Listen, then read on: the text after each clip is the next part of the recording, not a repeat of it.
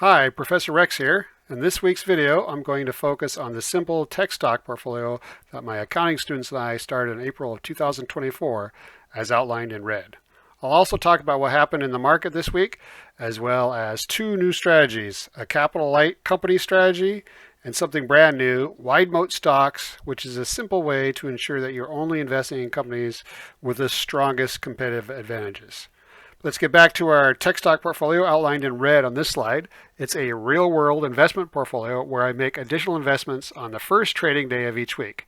It's by far our most volatile portfolio because it's not diversified since it only invests in one sector, and tech stocks, by their very nature, tend to be very volatile.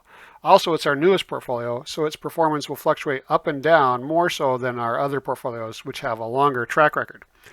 Our tech stock portfolio so far has an annualized return of 9.01%, which is down a lot from where it was, which we'll discuss on our next slide. In next week's video, we'll talk in depth about our dividend stock portfolios that my accounting students I started back in 2022 and 2023 as outlined in yellow. Like our tech stock portfolio, they are real-world investment portfolios where I make additional investments on the first trading day of each week. So in effect, they are accumulation portfolios mimicking someone in their working years who is consistently adding to their investment portfolios. As a reminder, the portfolios on the right in the light blue outline are portfolios I started in 2003 when I was in college. These portfolios are more buy and hold portfolios with infrequent trading, so their lack of action might make for boring videos. So you can go online to read more about them if you like less frequent trading, and the website is beatthestockmarket.com. So my college accounting students love tech stocks and love using what they learn in my accounting classes to pick stocks to invest in. So on April 29th of last year, I started depositing about $50 per month, which is $12.50 a week, into a brokerage account. And each week we buy 10 different tech stocks. We invest only a small amount each week because I wanted to show my students that they don't need much money to start investing. Now this graph is showing the growth of our tech stock portfolio over time as I invest additional funds each week. As you can see, lately the portfolio has taken a hit as investors have been rotating out of momentum and large growth stocks, which is what our tech stock portfolio consists of currently.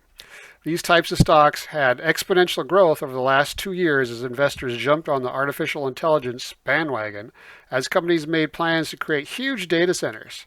But a few weeks ago, an artificial intelligence group out of China named DeepSeek showed that these data centers might not require as many expensive chips and graphics cards. At this point in time, it's looking like many of these hot tech companies like Nvidia may apparently end up having good revenue growth instead of astronomical revenue growth. But investors were expecting astronomical growth, therefore the stock prices of these companies have been coming down lately. At least that's what the story is this week. Stay tuned as things turn on a dime in the world of technology. Tech stocks are not for the faint of heart. Now there are timestamp links in the description of the video in case you just want to jump to a list of stocks we bought last week or a list of our other two strategies that we'll be discussing. Before we talk about the 10 tech stocks we bought last Monday, specifically, let's see how the portfolio has performed so far in its best performers. The portfolio was started on April 29th, 2024, and each week, as I mentioned, we add funds to the portfolio and invest in 10 different tech stocks.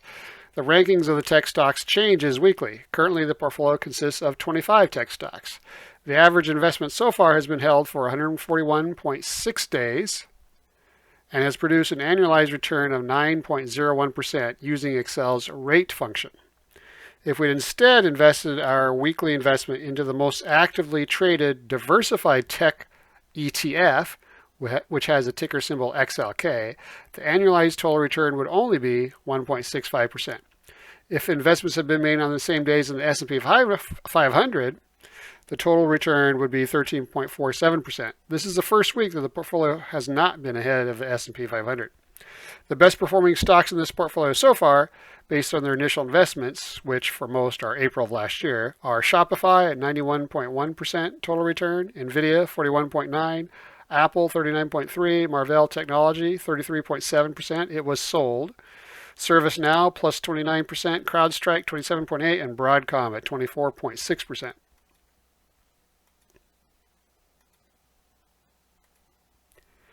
Now here's a usual disclaimer. This presentation is for informational purposes only and is not a recommendation to buy or sell securities or engage in any investment activity.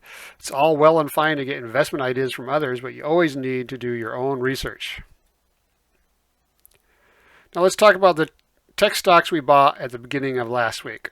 On this slide, we have the ratings of our top 15 tech stocks as of last Monday. I posted these rankings to our website, beatthestockmarket.com, last Monday. Then we purchased the top 10. Note that all these stocks are higher quality, meaning they must have a quality ranking of B- or better. More on what makes up our quality grade on the next slide. Also note that the ranking system used for these tech stocks may differ from the rankings we use to rate dividend-growth stocks, because some tech stocks do not pay dividends. Therefore, in this ranking, we ignore the criteria that involves dividend growth, dividend payout ratio, etc. Our highest rated tech stocks last week were Adobe, Intuit, Taiwan Semiconductor, Microsoft, Synopsys, Applied Materials, ServiceNow, Motorola, Salesforce, and ASML. On this slide, I want to show the components to our quality grade for those same 15 companies. Quality-wise, we only invest in stocks rated B- or better for the portfolio. Risk is the first quality component. Tech stocks, by their very nature, tend to be riskier than most other sectors. The next quality component is competitive advantage. Obviously, the more competitive advantages a company has, the better investment candidate they are. The next quality component attempts to evaluate companies' management. Our evaluation includes both management's use of capital and general decision making, but also our research dives deep into accounting data to look for red flags in the company's accounting practices, as well as the quality or reliability of their reported profits. And finally, the last quality component is financial health. Remember that the risk rating is comparing these stocks to other stocks, not to other investments like bonds or CDs. So before I talk about our two other investment strategies, let's talk about what happened in the market last week and what's coming up next week. The S&P 500 fell almost 1% this week, while tech stocks fell basically 4 times as much. They fell 4%, 3.98 to be technical. Over the last 2 weeks, tech stocks have fallen 6.02% as investors rotate out of momentum and growth stocks like tech stocks and into non-tech stocks, which is one reason why our high yield stock portfolio has been doing so well lately. That portfolio is up nearly 2% this week. And we'll discuss that portfolio and our other dividend growth portfolio in next week's video. And also next week, we'll talk about new research I found about dividend performance in down markets. The research showed that dividend-paying stocks perform better than stocks that don't pay dividends during down markets, also called bear markets. One nice thing about the market pulling back now is we're seeing a lot more bargains in all the sectors.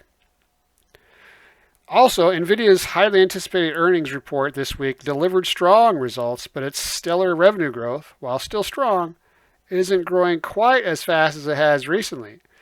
And the company's forward guidance during the quarterly earnings release for over the next 12 months did not include anything major. Now, Nvidia's stock was priced for perfection. And when things aren't perfect, like in their latest earnings release last week, the stock price comes back down to earth. Now, on the political front, President Trump plans next week to impose an additional 10% tariff on imports from China and move forward with 25% tariffs on products from Canada and Mexico. The China move, scheduled to take effect on Tuesday along with the Canada and Mexico tariffs, doubles up the previous 10% additional tariff Trump placed on Chinese products this month. Now, Beijing has been trying to put together an initial proposal that involves reinstating a trade agreement signed with the first Trump administration in early 2020, but no official offer has been made yet. That could significantly smooth things out in the stock market. Now, if the tariffs do go into effect and aren't simply a negotiating strategy, tariffs could cause moderately higher costs and potential supply bottlenecks. Now, one reason why tech companies have been outperforming the market in the last 10 years or so, actually according to this since 1990, is because they tend to require very little capital. As a simplified example, if you want to start a software company, you just need a computer and software knowledge. And those things don't cost a lot. On the other hand, if you want to start manufacturing cars or jets, you're going to need a lot of buildings, equipment, employees, etc. In other words, a lot of capital, which is very expensive to obtain and maintain.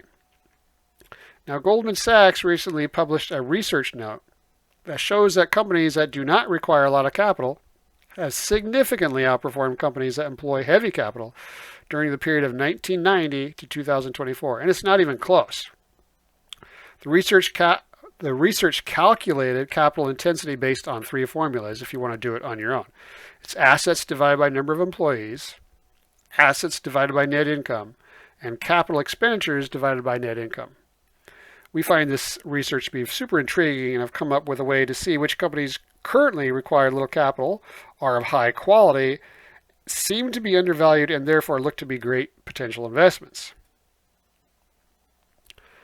But first, let's look at a list of the S&P 500 companies that are considered capital light according to the Goldman Sachs study. So this is only looking at if they require very little capital. Because as you can see, it's not going to rank them by how much they're undervalued, because according to this, Fair Isaac is 28% overvalued. So once again, the formulas for the Goldman Sachs study used were assets divided by number of employees, assets divided by net income, and capital expenditures divided by net income. And since the study covered a 34-year period when growth outperformed value, on this slide, just for fun, I added our valuation column, which in this case is based solely on a growth methodology instead of our usual combination of 2 methodologies, one being growth and the other being deep value. Now on this slide, I have a list of S&P 500 companies that are capital light, high quality, and appear to be undervalued using that growth methodology. Now the Goldman Sachs study did not specifically state what constitutes a capital light company other than the 3 formulas. In other words, did the study deem half the companies to be capital light and the other half to be capital intensive? I'm not sure, as I've not found more details of the study. If any of you can find the details of the studies, please share it with me. Now, so I had to figure out what percentage I'm going to consider to be capital light. So I chose to consider the companies with a rank of capital intensity from 0 to 30% to be considered capital light. So 31% to 100%, those would not be considered capital light. So for this slide, I started with a list of over 4,300 companies, and the first step was to filter out the companies that were capital intensive. I deemed that the company had to be in the first 3 deciles to be capital light, in other words, 0 to 30%. I then filtered out all stocks not in the S&P 500. Then I ranked them based on a combination of our quality grade, which you can see over here in this column, and their valuation. And on this slide, we have the top 15 companies. The top 15 are Adobe, Chipotle, Amphenol, Applied Materials, MSCI, Nvidia, Arista Networks, Accenture, Allegion, and good old MasterCard. Now, I have been recently investing in these top, I think it's the top 10. And so far, it's super early, but so far they have been outperforming the S&P 500. One reason would be because some of these companies are not tech stocks, and tech stocks have been getting hammered lately. Now let's talk about something completely new. Here's a strategy I started tinkering with behind the scenes in September of 2023. Now it's not the most diversified portfolio, so I decided to wait longer to share the results. And the strategy is a wide moat stock strategy. First of all, what is a moat? Well, Morningstar is a service that rates stocks and is famous for its moat rating that it assigns to large companies. So what is a moat rating? A moat rating attempts to simply measure the competitive advantages of a company. If a company has no competitive advantages, then it's very easy for another company to enter the industry and take customers away from that company. So they call it a moat rating because they liken it to a moat around a castle. If the moat is really wide, then it's hard to storm that castle. If the moat is narrow, then it's a bit easier to attack the castle. And if there is no moat, then the castle is much easier to attack. So this strategy invests only in the companies with the best competitive advantages. In other words, the widest moats. There are limitations to the moat rating, and I prefer my own quality ranking system that takes much more data into consideration, but the moat rating is kind of a quick shortcut way to invest only in high quality stocks. On the next slide, you'll see my ranking of the top 15 companies with wide moats. But first, let's look at the strategy's performance. Like the tech stock portfolio, I've been making weekly investments into this portfolio strategy. The average investment so far has been held for 199.7 days and has produced an annualized total return of 24.02%. Using Excel's, I should say, it's produced a total return of 24.02%. Using Excel's rate function, that's an annual return of 48.26%. Now, the strategy doesn't result in a portfolio with as much diversification as most of our other strategies, so its performance could fluctuate a lot. Morningstar offers an ETF that only invests in wide-moat stocks, so that ETF is a natural benchmark for this strategy. Its ticker symbol is MOAT. If we had instead invested in MOAT on the same exact days that we invested into our strategy, we would have received a return of 12.39% instead of 24.02%. Now that 12.39% held over 199.7 days is an annualized rate of 23.82%. Now this strategy is also beating the S&P 500 over this same time period. So these rankings are as of last Friday after the market closed. They're my best wide moat companies. The valuation methodology used here is a growth methodology, not a deep value methodology. And in this case, it's sorted just by how undervalued we believe they are. The highest rated companies are Constellation Brands, Arista Networks, Adobe, Manhattan Associates, Chipotle, Nvidia, ServiceNow, Broadcom, Danaher, and American Express. So in the comments, let me know if you have any questions, and also let me know what portfolios or investment strategies you'd like to see more information about. And finally, here are the places you can reach me: YouTube, obviously, as well as our website, beatthestockmarket.com, LinkedIn, and Twitter. I'll see you again next weekend with a list of dividend stocks we'll have purchased for our 2 dividend portfolios. See ya!